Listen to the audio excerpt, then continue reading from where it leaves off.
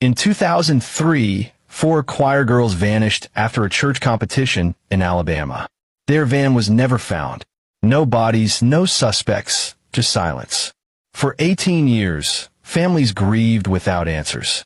Then, a cameraman's drone revealed a burned bus deep in the woods with 3 choir robes laid across the seats. But one girl was missing, and when a series of anonymous messages appeared online, signed only as Meeks, everything the town believed began to unravel. Welcome to Minority Struggles. If this story hits home, subscribe, and let me know where you're listening from and what time is right now. Now, let's begin. It was supposed to be a celebration. April 12, 2003, the night of the Tri-County Youth Gospel Competition in Selma, Alabama. The choir girls from New Salem Baptist Church had been preparing for weeks. They practiced in the sanctuary every Wednesday and Saturday afternoon, harmonizing under dim lights and worn pews. They were young, focused, and in sync, 4 voices that rose like something holy. Imani Brooks, 15, was the group's quiet leader. She always stood front and center, one hand raised, one foot slightly back like she was balancing her spirit on the edge of a note. Alicia Rowe, 14, wore thick glasses and carried a small notebook full of original lyrics and Bible quotes. Dee Dee Bryant, 16, was bold and bubbly, the kind of girl who made jokes in rehearsal but sang like she meant every word.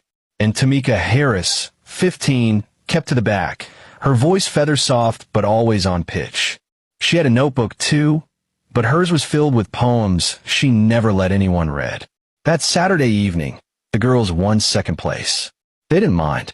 They'd beaten 10 other choirs. A church van from Mobile won first, and the girls clapped for them. They laughed and took pictures under the brick archway outside the venue, some holding fast food fries, others tugging at their navy and white choir robes. The trophy wasn't huge, but it meant something. It meant their voices had been heard. Around 10:05 p.m., the 4 of them climbed into the church van, a white 15-passenger Ford with New Salem Baptist written in faded blue letters along the side. The youth pastor, Brother Curtis, got in behind the wheel. No one remembers what they said before driving off. No one thought they wouldn't make it home. They were due back in Montgomery by 11:30 p.m. By midnight, Gloria Brooks began to worry. She was Imani's grandmother and guardian, raising her ever since Imani's mother died of heart failure when she was 7. Imani always called after events.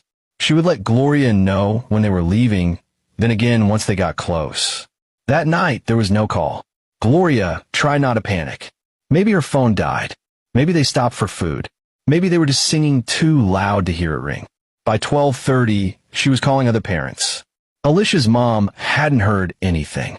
Dee Dee's sister said she was starting to get nervous. Tamika's aunt had already left 2 voicemails. By 12:42 a.m., Gloria called 911. They were supposed to be home by now, she told the dispatcher. It's not like them to be late. Maybe they made a stop, the woman said gently. How long has it been since you spoke to your granddaughter? Before the competition, Gloria said. That was around 6.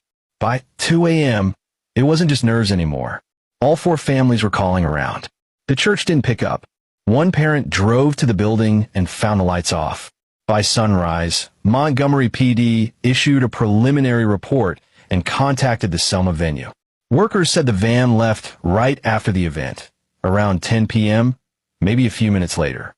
No one remembered anything strange. The route home was straightforward. Route 82, cutting through pine woods, back roads, and gas stations, then east onto I-65. A trip they'd made dozens of times. There were no signs of an accident. No tire marks. No shattered glass or broken branches. No witnesses. By Sunday, the case hit the news. Local stations used words like concerning and unexpected. A few anchors reported that 4 teenagers and a youth pastor vanished after a church event, but most didn't show their pictures. The story didn't lead the broadcast. It sat behind weather alerts and sports scores. At New Salem Baptist Church, the mood was somber. The pulpit was draped in purple. Pastor Samuel Green offered a brief statement. Our hearts are broken. We are praying for their safe return. We ask the community to be patient and let the authorities do their work. Outside the church, Gloria stood alone, holding a sign with Imani's school photo printed on it.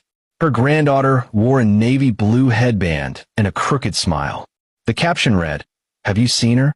"I'm not going home," Gloria told a reporter. "Not until someone tells me where my baby is."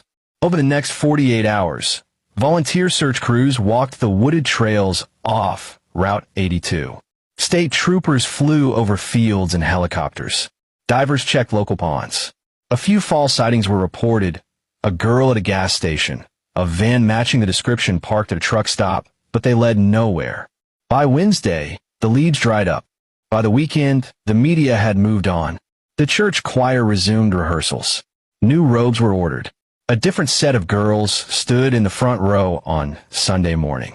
The girls' families didn't move on. Gloria kept Imani's bedroom untouched. Purple bedding, photo-covered bulletin board, choir shoes by the door. Alicia's mother organized prayer circles every third Saturday. Dee Dee's sister started a blog. Tamika's aunt took down every clock in her house.